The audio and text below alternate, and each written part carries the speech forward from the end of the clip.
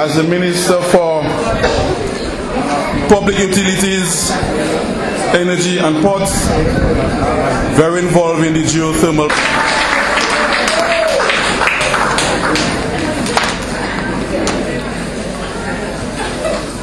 Thank you, Honorable Charles Sovereign. And we move quickly because we have an addition to our program. So we'll quickly call on Honorable Matthew Walter, the Minister for Agriculture, Fisheries, Forestry, to address you. Thank you very much, Capsec. And let me say a pleasant good night to the Honorable Prime Minister Roosevelt Skerrit and to other members of the head table and other ministers of government here tonight, and the beautiful people of Scott's Head and Soufriere and Point Michel, the media, and Galion, and making special mention to my friend who is the parliamentary representative for the Soufriere constituency, the man who opened his hand, his arms, and said that the wall is coming. Honorable Ian Pinar. Ladies and gentlemen, let me say that I am extremely happy to be here with you to celebrate with you all your achievements. And let me commend you for this infrastructure that I drove on this afternoon. And I want to tell you that it's a massive piece of infrastructure. And you, the people of Soufriere and Galion and Scott's Head, you are very fortunate, because there are many constituencies that envy you. But they must come to the understanding, those constituencies, that you needed that project long time ago. And today your dreams have come to reality.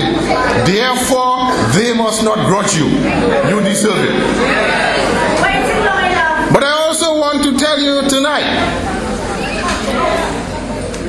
my grandparents always used to tell me in Patois, love where ou en bon cas, pas quitter mauvais cas pour. And I want to tell you tonight, ladies and gentlemen, that you have found yourself in a good house, in a protective house, in a house that will care for you in good times and in bad times, in sickness and in health. And we will remain with you until death. Therefore, don't allow those billboards, those untidy billboards, to fool you. Don't allow those untidy billboards to fool you, because you have waited for too long, and now that you have begun to see development, nobody must come to sidetrack you. Nobody. And you must tell them that you have a government that cares for you, you have a prime minister and a parliamentary representative that care for you. Therefore, you are sticking with them. You are sticking with Ian, you are sticking with the Honorable Prime Minister, and you are sticking with the Dominica Labour Party. Ladies and gentlemen, I'm the Minister responsible for agriculture. And I was asked to come here and to deliberate on some of the good works that the government has been doing for the residents of the Soufriere constituency. I want to inform you tonight that government is very sensitive when it comes to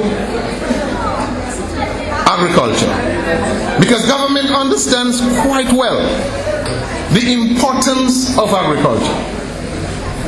And that's why this government has provided in this year's budget $22 million to expend on projects for the development of the agriculture sector in Dominica.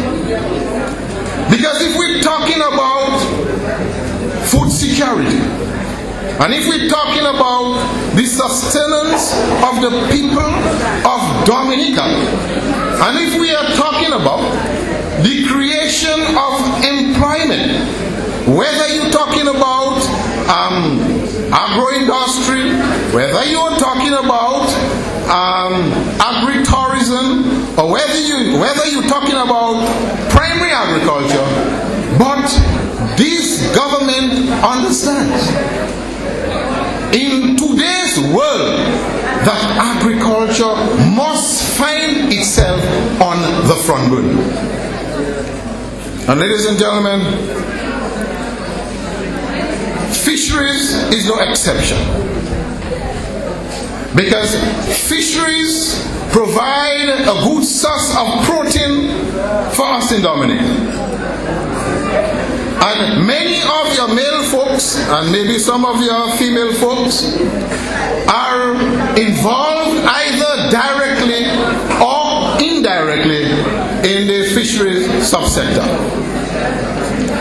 And this contributes significantly to the economy of Soufriere, Gallion, and Scott's Head, and by extension, Point Michel.